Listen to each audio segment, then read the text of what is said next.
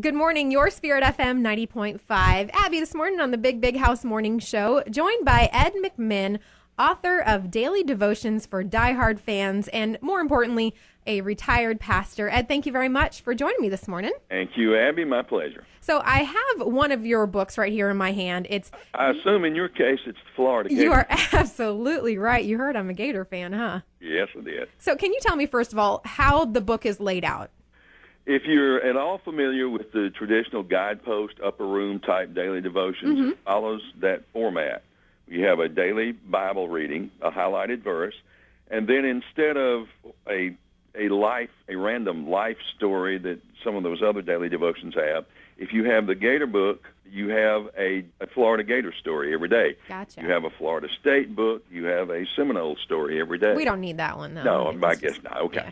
But in my case, it's a Georgia Bulldog book. But, yeah, that's even worse. If I had known that, I would have rethought this interview. Yeah, I know.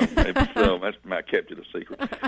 And then after the story, then you have a thought about your faith that uses that story and ties it all back into Scripture for daily time with the Word and with God.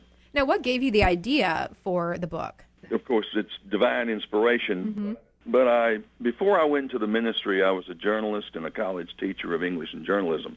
And so I've always been a writer. I have always enjoyed using daily devotionals, but quite frankly, even as a pastor, I found many of them to be boring. They didn't connect with me, and so I'm sure they didn't connect to folks who weren't as interested in theology as I have been. And it just occurred to me that, particularly in our part of the country, our passions are our family, our faith, and our college team. This part of the country is much more into college sports than the pro sports. And so I tinkered with it a little bit and came up with a format that I think reminds people that God is not just in church on Sunday or Wednesday night, but their faith goes with them everywhere, even the places where they don't expect it, such as Gainesville, Florida on Saturday afternoon in the stadium. Now, speaking of the schools, you have Auburn, Florida State, Georgia, and the wild card of NASCAR. Now, how did you pick these certain schools? Basically, geographically. We're based in Georgia. We live in Georgia. I would never guess that based on your accent. I would have put you in, like, the Midwest, right? The Midwest.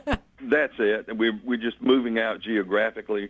We have covered the states of Alabama, Florida, Tennessee, and South Carolina right now. Plus the NASCAR was just kind of, as you said, a wild card. We thought that would be something that would give us a little outreach beyond the geography of the Southeast. And you know what I think is really neat about these books is that sometimes a wife or a woman might not know what to get her husband or even her son to get him into the Bible a little bit more. And most guys really love some sporting event. And this is a great way to incorporate the sports into their Bible reading. I think it's a great idea. It might be a great gift idea for a woman.